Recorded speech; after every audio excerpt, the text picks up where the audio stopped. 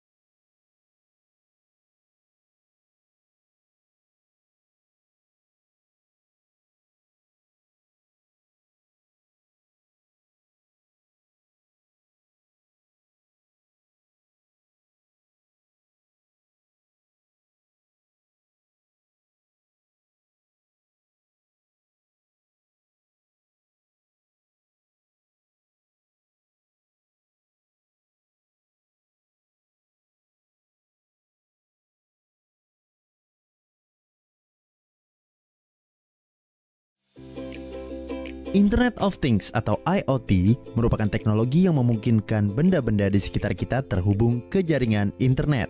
Teknologi ini ditemukan oleh Kevin Aston pada tahun 1999. Hingga saat ini, teknologi IoT sudah dikembangkan dan mulai diaplikasikan. Salah satu produknya yang paling akrab dengan kita adalah layanan GPS. Cara kerjanya, setiap benda yang terhubung ke internet bisa diakses kapan saja dan di mana saja.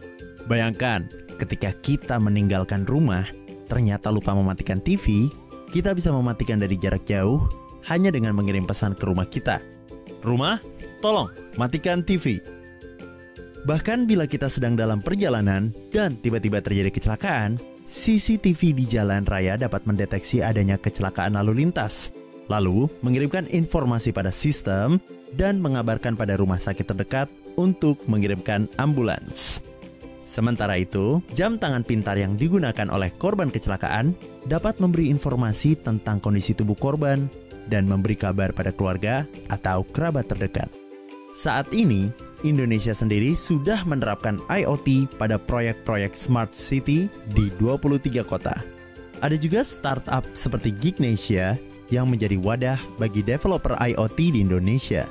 Jadi, sangat mungkin jika suatu hari nanti di rumah kita muncul iklan-iklan dadakan atau bahkan meme tentang curhat sama tembok bisa benar-benar terjadi.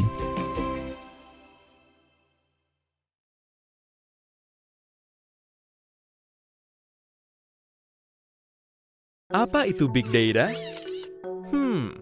Bayangkan semua data yang telah dihasilkan dari awal kamu lahir sampai besar sekarang, mulai dari nama, data pendidikan, kesehatan, dan lainnya digambarkan ke dalam bentuk satu kotak. Pastinya rumahmu sudah penuh dengan kotak-kotak tersebut, bukan? Dan itu dihasilkan oleh setiap orang di bumi.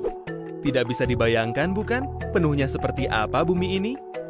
Secara sederhana, Big Data adalah himpunan data yang sangat besar yang tidak mampu diolah oleh sistem komputer dan perangkat lunak konvensional dan memiliki karakteristik tertentu, yaitu volume, variety atau varietas, dan velocity atau kecepatan.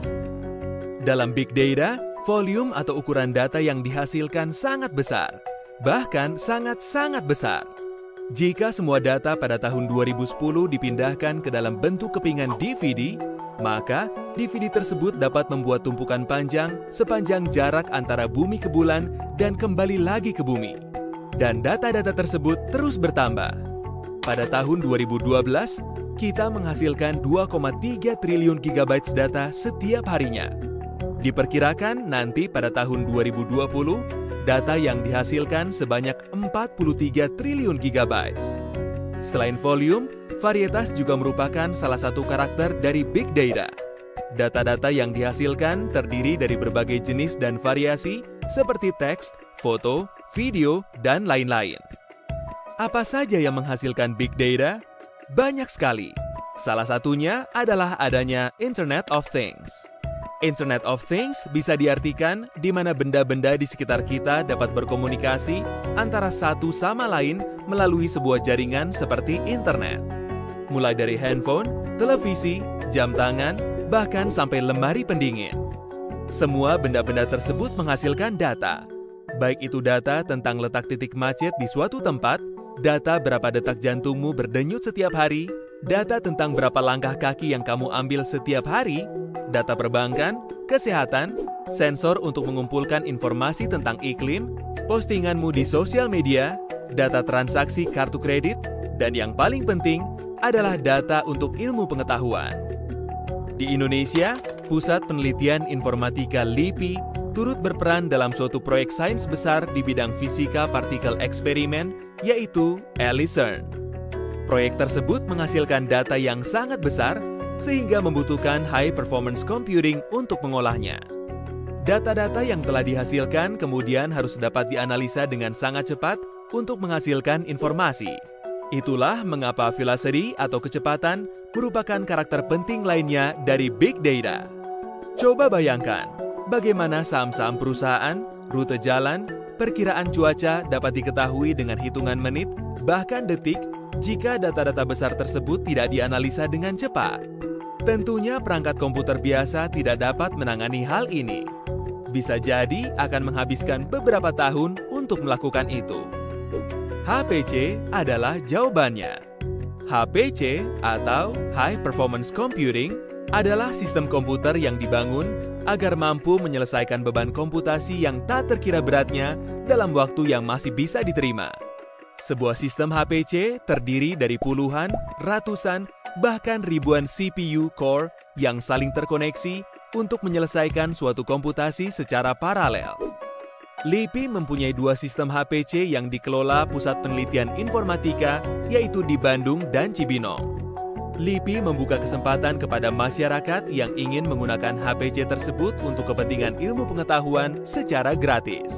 Untuk lebih lanjut, silakan buka grid.lipi.go.id dan mari bekerja sama untuk kemajuan ilmu pengetahuan di Indonesia.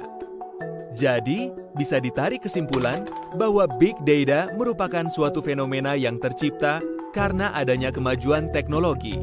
Dan mau tidak mau, kita harus dapat menghadapinya.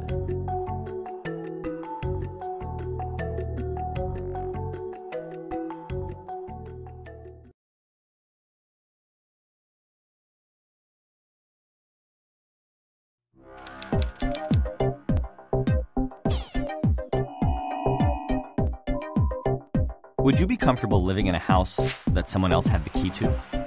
What if an underground tunnel led into it from a public park, where its windows could never quite close all the way? Would you trust it with your safety and your privacy? The internet is that house. This is not to say never go into the house, but rather you should know the hazards before you store all of your valuables there, and do what you can to protect them. So why is it insecure, and why can't we just fortify it until it's safe? Well, first of all, the internet was not originally built to be what it is today. It's like someone decided to expand a shoebox into a skyscraper.